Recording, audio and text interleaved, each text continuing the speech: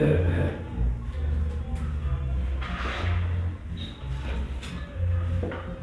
tema de hoy está basado en el libro de Apocalipsis, capítulo 2, versículos del 1 al 7. Dice así: para la honra y la gloria de Dios. Escribe al ángel de la iglesia en Éfeso, el que tiene las 7 estrellas en su diestra, el cual anda en medio de los 7 candeleros de oro, dice estas cosas: yo sé tus obras, tu trabajo y paciencia, y que tú no puedes sufrir los malos, y has probado a los que se dicen ser apóstoles y no lo son, y los has hallado mentirosos, y has sufrido y has tenido paciencia, has trabajado por mi nombre y no han desfallecido, pero tengo contra ti que has dejado tu primer amor. Recuerda, por tanto, de dónde has caído y arrepiéntete. Haz las primeras obras, pues si no, vendré presto a ti y quitaré tu candelero de su lugar si no te hubieras arrepentido. Mas tienes esto que aborrezco a los hechos de los Nicolaitas, los cuales yo también aborrezco. El que tiene oído, oiga lo que el Espíritu dice a las iglesias. Al que venciere le daré a comer del árbol de la vida, el cual está en medio del paraíso de Dios. Amén. Pueden tomar asiento.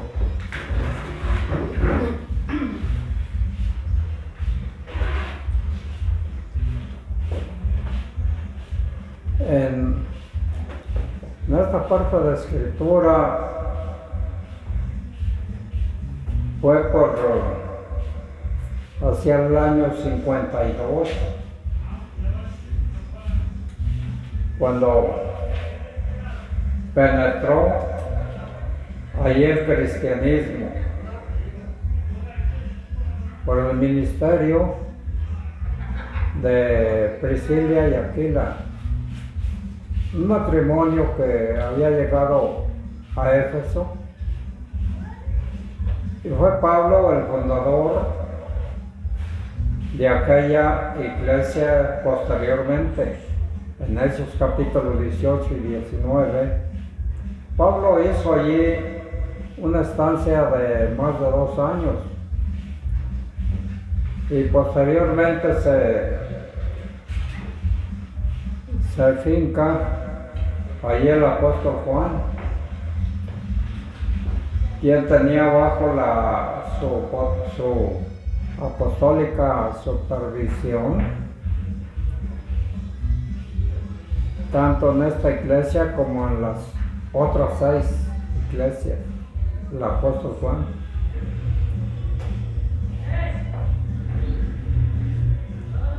El versículo del 2 y 3, lo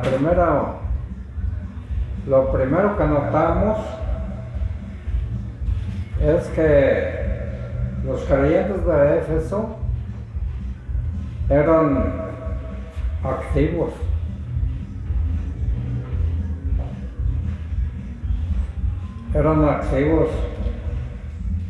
No eran holgazanes,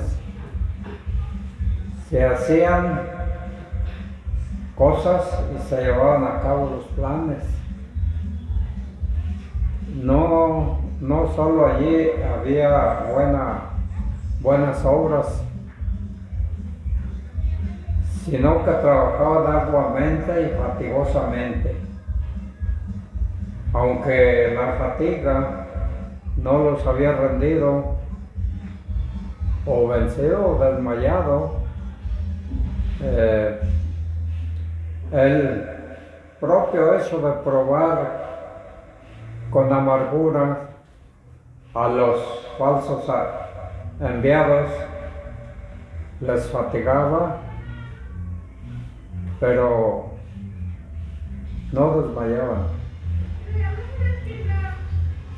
Los fieles de Éfeso habían pasado por amargas pruebas de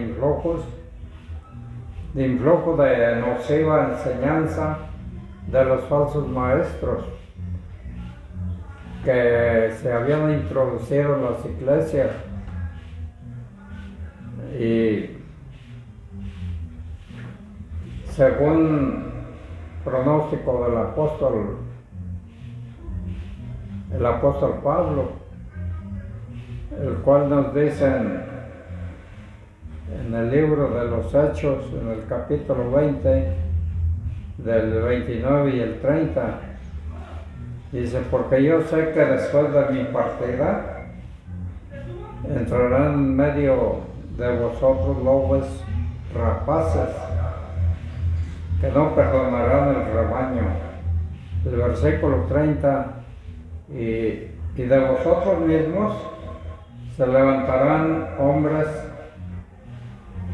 que hablan cosas perversas, pero para arrastrar tras sí a los discípulos.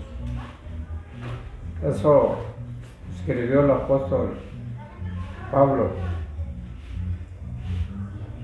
¿Qué diremos cuando el pastor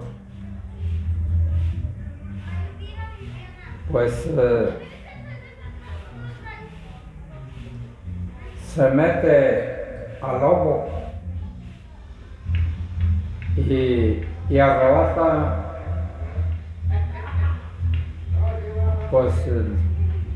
él mismo las ovejas, llevándolas a la perdición? Esto se iba a cumplir en los primeros 100 años del siglo X de nuestra era. Según vemos una escritura en primera de Juan, capítulo 2, versículo 18, y dice: hijitos, ya es el último tiempo. Según vosotros oísteis que el anticristo viene, así que han surgido muchos anticristos. Por esto conocemos que son el último tiempo. ¿Qué diremos? Cuando el pastor se mete al lobo, uno de los misterios más de la apostasía en la iglesia, tan pronto como murieron los apóstoles, comenzaron a surgir lenta pero decididamente doctrinas y prácticas contrarias a la palabra de Dios.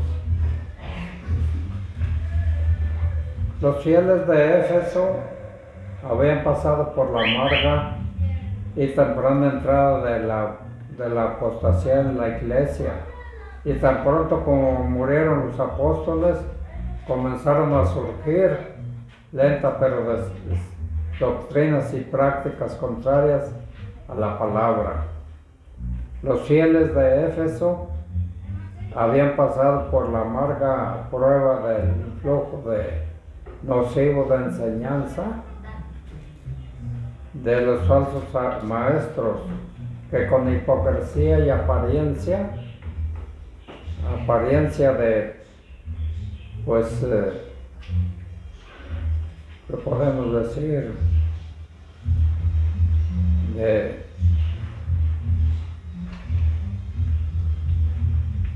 piedad eficaz, la cual era muy corriente en los maestros atribuidos del gnosticismo.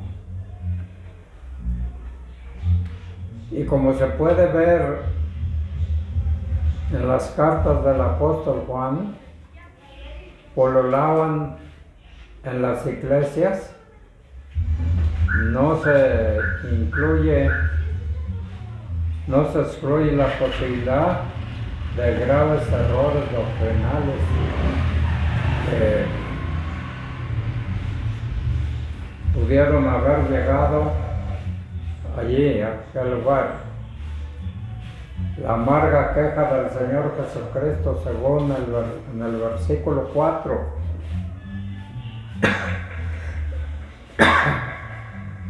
y nos dice: pero tengo contra ti que has dejado tu primer amor. Lo está diciendo a la iglesia. Este versículo da un giro de media vuelta a lo anterior, pero viene una amarga queja de parte de Cristo: abandonaste como una mala decisión y de una vez por todas tu primer amor. La rutina de cada día llega a dar lugar al enfriamiento del amor inicial y del fervor de noviazgo, de luna de miel, del matrimonio. Suele ser un proceso lento, pero desemboca en una crisis tremenda. El enfriamiento significa traición. 30 años antes, esta iglesia había sido encomiada por su amor, según vemos en Efesios 15, 1, 15 y 16. Por esta causa, dice Pablo, yo oyendo de vuestra fe en el Señor Jesús, y de vuestro amor con todos los santos, no ceso de dar gracias por vosotros, haciendo memoria de vosotros en mis oraciones. Que sea Pablo. ¿Cómo llega a suceder esto? De muchas maneras. Uno de los casos, la obra de Dios cobra más importancia que el Dios de la obra. La iglesia de Cristo que el Cristo de la iglesia. Esto es mucho más grave, cuanto que el discernimiento del error doctrinal y enfrío, y es más fácil que detectar el enfriamiento del corazón y no es objeto de deducción, sino de intuición, y no se respira, se palpa, se siente con mayor y menor fuerza. El verdadero cristianismo no consiste en recordar el amor pasado, sino en mantener el mismo amor ardiente a Cristo, esa reverencia hacia Él, y el punto sobre la mesa de oro del templo debía ser fresco y no pasado. Así debe ser el amor cristiano, siempre nuevo, porque el amor es el alma del cristianismo. Cuando el cristianismo carece de amor, así Cristo se torna sin alma y muerto. Era el pan que ponían en el templo los sacerdotes, en el templo de Jerusalén, la mesa de la proposición. El pan lo ponían, pero tenía que estar fresco, diario. Así con eso está comparando, es que el amor debe ser fresco, diario. Fresco debe ser el amor, con el pan que ponían allí los sacerdotes.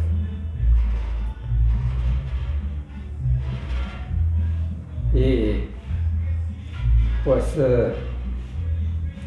los elementos del primer amor son entonces sencillez y pureza, y el amor de la iglesia a Cristo tiene un símbolo en el amor que el esposo tiene a la esposa.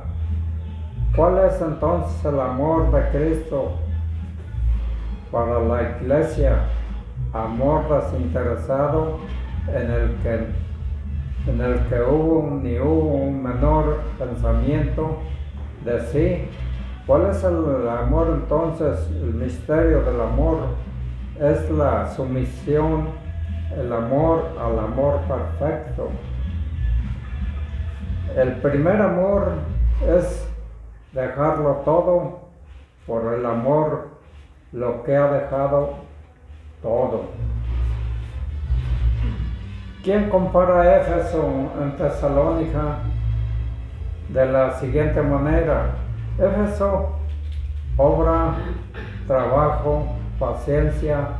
Tesalónica, obras de fe, trabajo de amor, constancia en la esperanza, las mismas cosas, pero con diferencia y compañía y estímulos.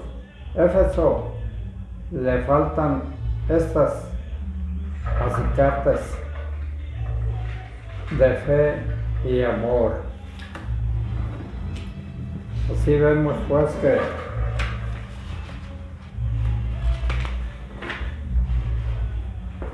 como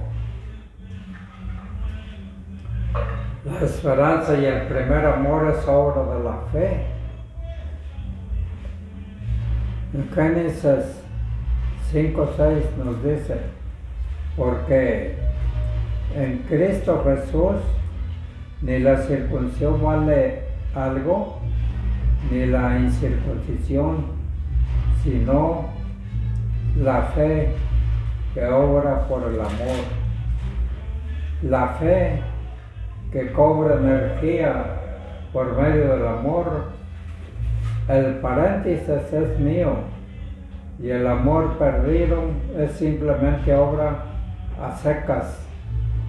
El primer amor es trabajo de amor, y el amor perdido es simplemente trabajo sin más. El primer amor implica paciencia para esperar. El amor perdido es solamente paciencia. como si hubiese olvidado el objetivo y el propósito de la misma. ¿En qué direcciones se manifestaba esta pérdida del amor? El amor perdido es simplemente trabajo y sin más. El primer amor implica paciencia para esperar.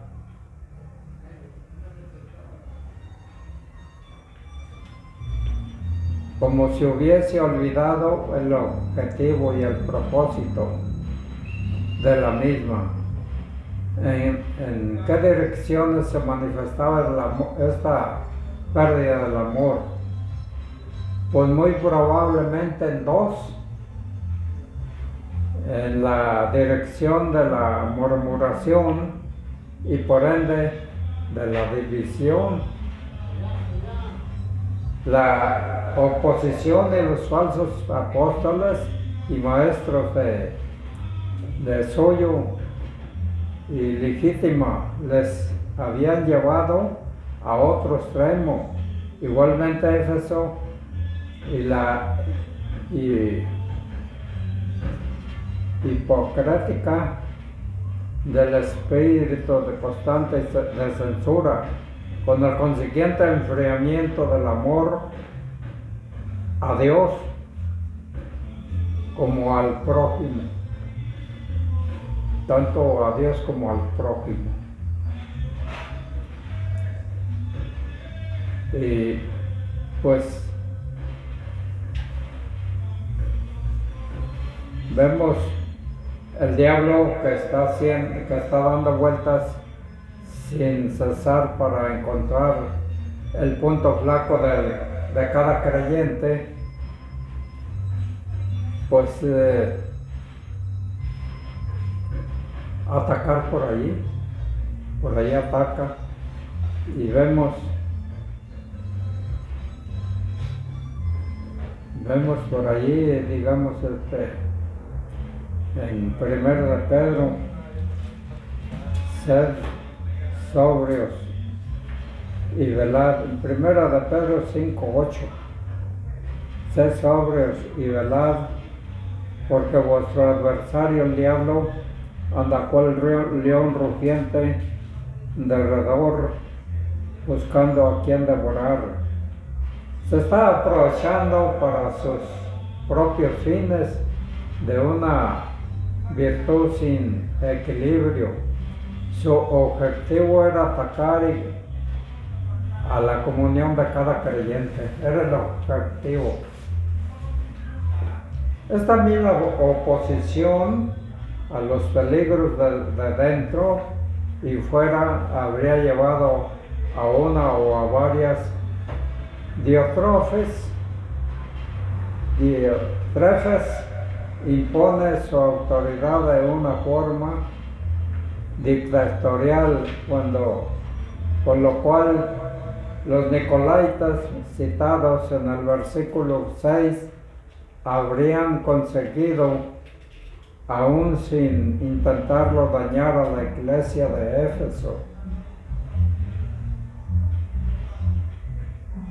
Según el versículo 3 del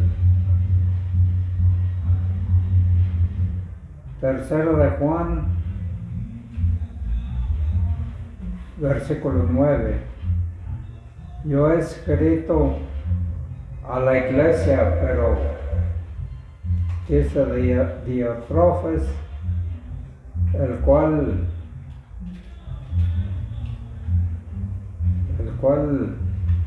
seguirá en el primer lugar entre ellos, dice, no nos recibe, no lo recibía. El consejo y la recomendación, según el versículo 5, dice, recuerda por tanto dónde has caído y arrepiéntete y haz las primeras obras, pues si no vendré vendré pronto a ti y quitaré tu candelero de su lugar y si no te hubieras arrepentido. Es una exhortación a volver en sí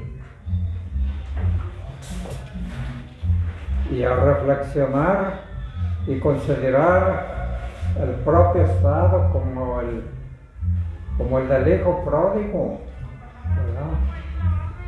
El hijo pródigo, ¿se acuerdan que la parábola dice que volviendo en sí? Digo, ¿cuántos jornaleros en la casa de mi padre tienen abundancia de pan y yo aquí perezco de hambre? ¿Cómo es posible volviendo en sí? Me volveré a mi padre, le diré, Padre, he pecado contra el cielo y contra ti, ya no soy digno de ser llamado tu hijo, pero hazme como uno de tus jornaleros. Entonces, digamos, eso es lo que el consejo y la recomendación de volver en sí y reflexionar y considerar el propio estado como el del hijo pródigo.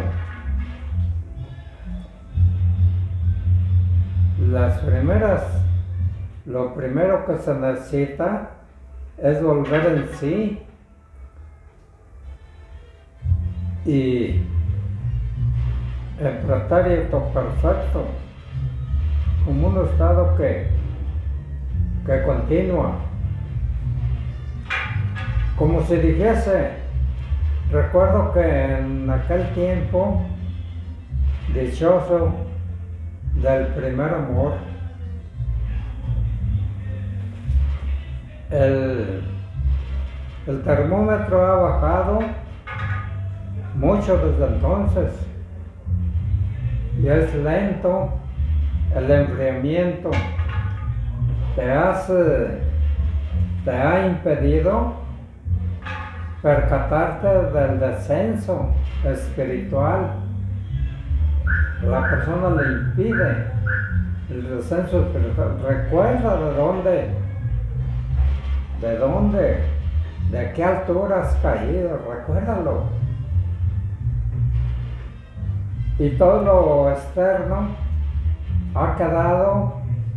El edificio se mantiene en pie, pero el fundamento ha sido minado por el enemigo y la exhortación se va haciendo más íntima y más amorosa. Arrepiéntete, date la media vuelta en tu camino de extravio, vuelve a tu primer amor.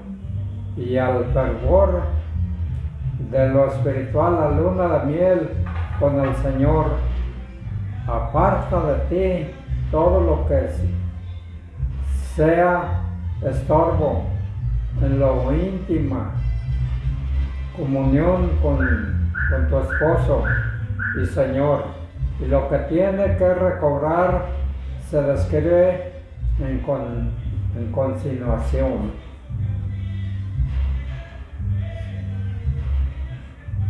Y vemos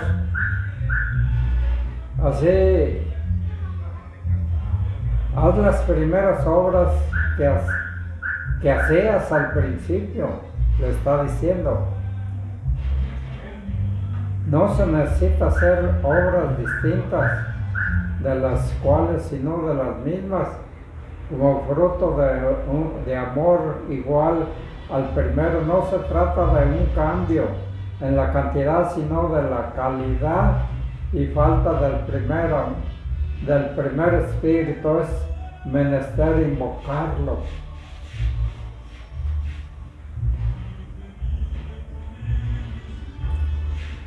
De lo contrario, para nada servirá la febril actividad de siempre.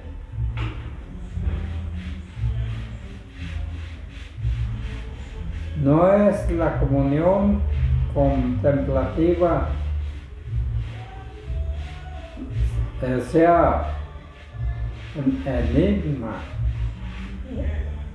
de la actividad, todo lo contrario, pero si no lo es el activismo, entonces tras el consejo viene la conminación. Pues sí, si no te arrepientes, vendré a ti y removeré tu candelero de su lugar. Lo removeré de su lugar.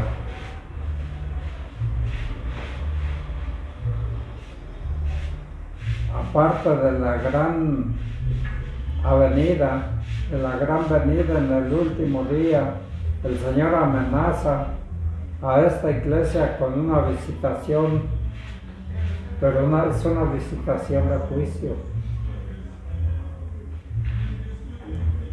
Por desgracia, parece ser que la iglesia de Éfeso pues no hizo caso de la amonestación que se le dio. De allí que mientras Esmirna se conserva en pie y con una comunidad cristiana de Éfeso solo quedan ruinas en el tiempo de hoy, solo quedan ruinas. Pues a muchos metros bajo tierra. El candelero de Éfeso fue removido. Y no ese es el único desdichado ejemplo. Regiones antes cristianas hoy son paganas en el norte